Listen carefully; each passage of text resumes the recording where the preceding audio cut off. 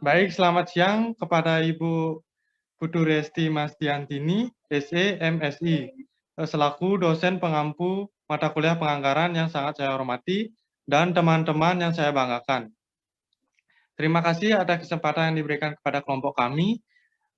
Di sini kami kelompok 6 akan membawakan materi mengenai anggaran tenaga kerja.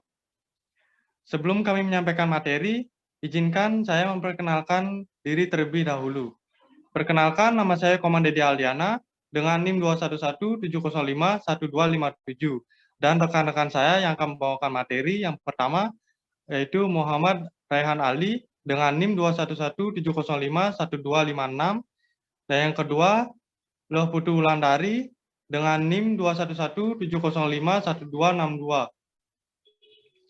dan yang ketiga Komang Ensa Nindi Andriani dengan NIM 21170511269 dan yang terakhir Putu Aldi Vanessa dengan NIM 21170511272. Baik, untuk pemateri pertama, waktu yang tepat dipersilakan.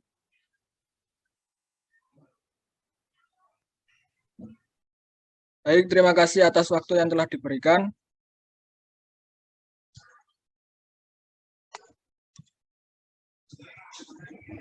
Di sini saya akan menyampaikan materi perencanaan tenaga kerja. Sebuah korporasi selalu membayar pengeluaran rutin untuk para pekerjanya. Para pekerja ini adalah sumber daya utama bagi korporasi, oleh karenanya selalu ada walaupun korporasi itu telah memakai peralatan-peralatan dan mesin mengikuti perkembangan teknologi yang tersedia. Peralatan-peralatan canggih yang dipunyai korporasi sudah barang tentu masih memerlukan sumber daya manusia untuk mengoperasikannya. Oleh karenanya, lazimnya dalam sebuah korporasi, para pekerja digolongkan menjadi dua golongan, yaitu yang pertama golongan kerja langsung dan tenaga kerja tidak langsung. Tenaga kerja langsung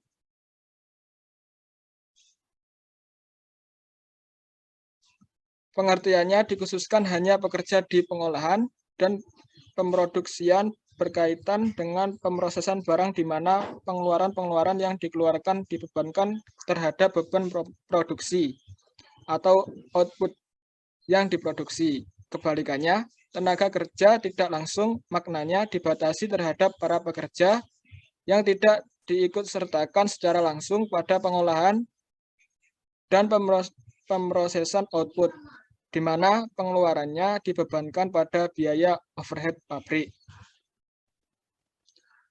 Materi yang kedua yaitu anggaran tenaga kerja. Disebabkan tenaga kerja dibedakan terhadap pekerja langsung serta tidak langsung, dengan kriteria pekerja langsung merupakan para pekerja yang terlibat langsung dalam pemrosesan output, sedangkan pekerja tak langsung adalah para pekerja tidak terlibat langsung dalam pengolahan dan pemrosesan output. Penganggaran tenaga kerja adalah perencanaan terstruktur terhadap balas jasa yang diberikan terhadap para pekerja untuk masa-masa berikutnya. Penganggaran tenaga kerja sama seperti penganggaran bahan baku, yaitu perencanaan terhadap para pekerja langsung saja. Penting untuk dicermati, sama halnya penganggaran bahan baku, penganggaran pekerja ini dihubungkan dengan penyusunan anggaran produksi sebelumnya. Penganggaran tenaga kerja mencakup permasalahan yang kompleks dan rumit. Maka dari itu, penting dihitung dengan cermat oleh pimpinan departemen persoalan-persoalan yang perlu diwaspadai ketika merencanakan pekerja, terdiri dari A. Jumlah pekerja yang direncanakan, B. Sumber untuk mendapatkan para pekerja, C. Pendidikan terhadap pekerja yang baru direkrut, D. Penilaian atas tugas dan tanggung jawab para pekerja, E. Balas jasa yang dibayarkan bagi para pekerja, F. Bagaimana pengawasan para pekerja. Beragam model dipergunakan sebuah korporasi merekrut serta memperoleh para pekerja yang bagus dan ahli, agar sesuai bekerja di bagian-bagian yang menghendakinya. Para belum mempunyai keahlian spesialisasi. Lazimnya gampang didapat saat ini. Namun, untuk mendapatkan pekerja yang tangguh pada spesialisasi tertentu, misalnya pekerja teknis dan keahlian manajemen, mesti didapat menggunakan cara tertentu juga. Kondisi seperti ini, korporasi tidak sungkan menyediakan fasilitas balas jasa tinggi dengan fasilitas yang memadai bagi korporasi-korporasi ternama. Bahkan memperbolehkan lewat pengkariran, misalnya melalui beasiswa yang mengikat. Sebab itulah, pengeluaran-pengeluaran yang ditimbulkan para pekerja sebenarnya bukan saja muncul ketika pekerja tersebut difungsikan, namun sudah timbul sebelum pekerja tersebut bekerja. Penyeleksian karyawan baru dilaksanakan dengan banyak metode. Di samping penyelenggaraan ujian teori dan wawancara, juga diselenggarakan ujian psikotes agar mengenal lebih pekerja mana sesuai bagi bidang yang membutuhkan. Target menyeleksi karyawan bukan mendapatkan pekerja-pekerja yang berpengalaman, tetapi menyaring para pekerja yang sesuai dan memiliki kemampuan pengembangan diri. Keseluruhan kriteria tersebut bukan saja diperlukan pada sebuah departemen, namun juga keseluruhan tingkat posisi.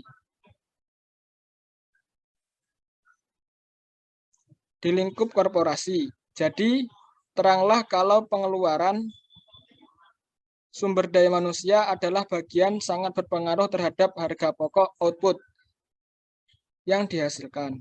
Kekeliruan pimpinan departemen terhadap karyawan mempengaruhi nilai output yang dihasilkan. Akibatnya, mempengaruhi juga peringkat korporasi dalam kompetisi. Baik, itu saja materi yang saya sampaikan. Saya kembalikan kepada moderator. Baik, terima kasih atas materi yang disampaikan. Untuk pemateri selanjutnya, waktu dan tempat saya persilakan. Baik, terima kasih atas kesempatannya. Jenis tenaga kerja dan biaya overhead pabrik. Yang pertama, jenis tenaga kerja. Menyusun anggaran dan menghitung harga pokok produk. Lazimnya pekerja digolongkan di dalam A. Bekerja langsung. Bekerja langsung mempunyai sifat yang pertama, ongkos yang dikeluarkan bagi pekerja ini dikeluarkan langsung terhadap aktivitas pekerja. Yang kedua, golongan pengeluaran bagi pekerja ini adalah yang ketiga, lazimnya pekerja disebut golongan pekerja yang pekerjaannya berkaitan berat terhadap output yang dihasilkan. Golongan pekerja langsung terdiri dari karyawan terlibat langsung dalam pemproduksian melalui dari pengolahan bahan baku hingga menjadi barang siap untuk dijual. Yang B, pekerja tak langsung. Pekerja tak langsung memiliki kriteria. Yang pertama, ongkos yang dikeluarkan bagi pekerja tak langsung tak berhubungan dengan aktivitas pemproduksian. Yang kedua, pengeluaran bagi pekerja golongan ini adalah pengeluaran semi variabel mengandung arti pengeluaran yang dibayarkan menimbulkan penambahan tetapi tak sebanding terhadap tingkat pergeseran aktivitas pemproduksian.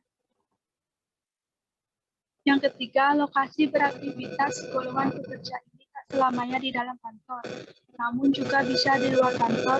Bila mana pekerja golongan ini beraktivitas di kantor, maka pengeluaran yang dinyatakan dimasukkan ke biaya overhead pabrik. Materi yang kedua, biaya overhead pabrik.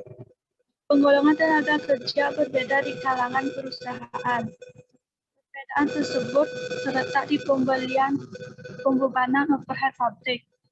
Tenaga kerja yang dianggap sebagai bagian dari overhead pabrik adalah yang A, gaji manajer pabrik, B, tenaga kerja tak langsung atau upah, C, tukang sapu, D, satpam, E, operator truk, forklift atau penanganan bahan di dalam perusahaan, F, waktu pengerjaan ulang atau waktu yang dipakai para tenaga kerja langsung untuk mengerjakan kembali pekerjaan yang cacat atau rusak.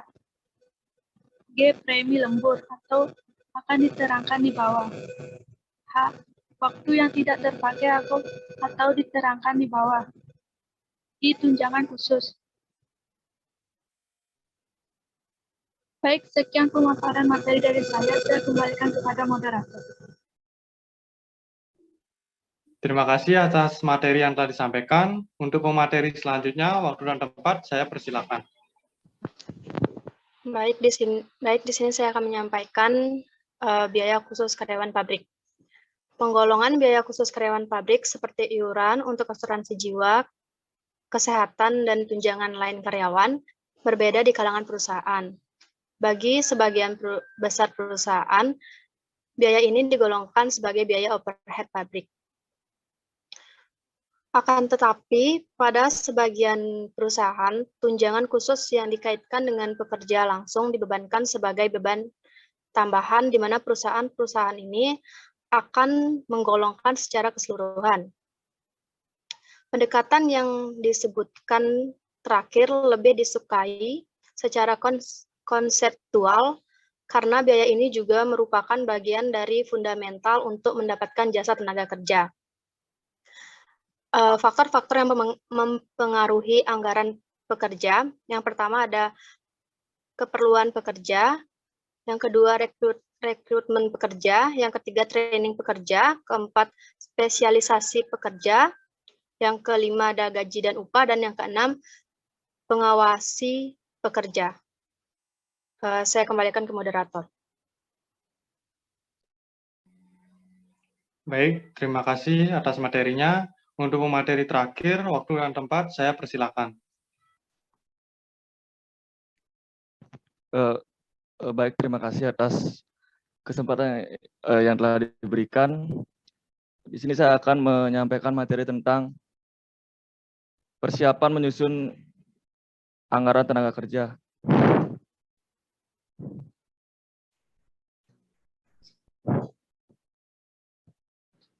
Persiapan membuat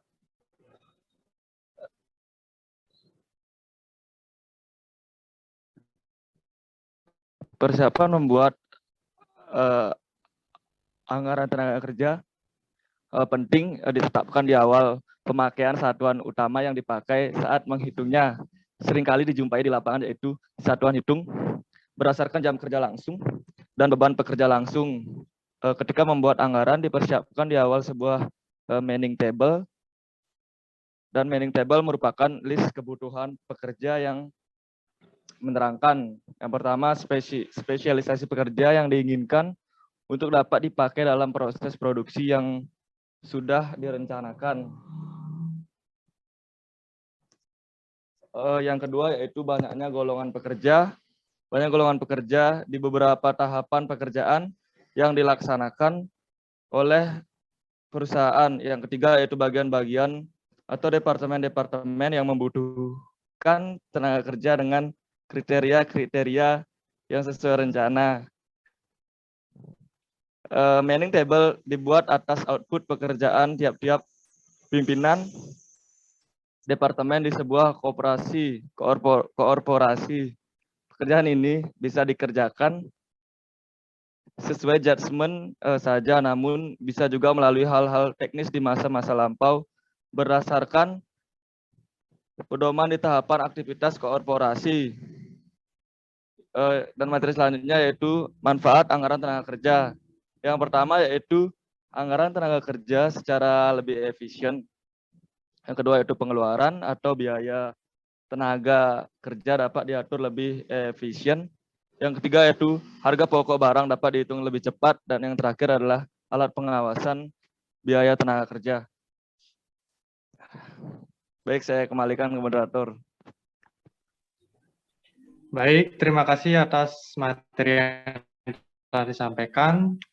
Jadi kesimpulan yang kami dapat dari materi kelompok kami adalah tenaga kerja langsung adalah SDM di mana keahlian dan keterampilannya berperan langsung dalam konferensi bahan menjadi produk atau penyerahan jasa kepada konsumennya. Anggaran tenaga kerja adalah anggaran yang merencanakan secara terperinci tentang upah yang akan dibayarkan kepada tenaga kerja langsung untuk periode yang akan datang. Faktor-faktor yang mempengaruhi anggaran tenaga kerja yaitu kebutuhan tenaga kerja, penarikan tenaga kerja, latihan tenaga kerja, evaluasi atau spesifikasi pekerjaan bagi tenaga kerja, gaji, dan upah pengawasan tenaga kerja. Baik, sekian materi dari kelompok kami. Jika ada kesalah kata atau perbuatan, saya mohon maaf atas sebesar-besarnya. Saya tutup presentasi ini. Selamat siang.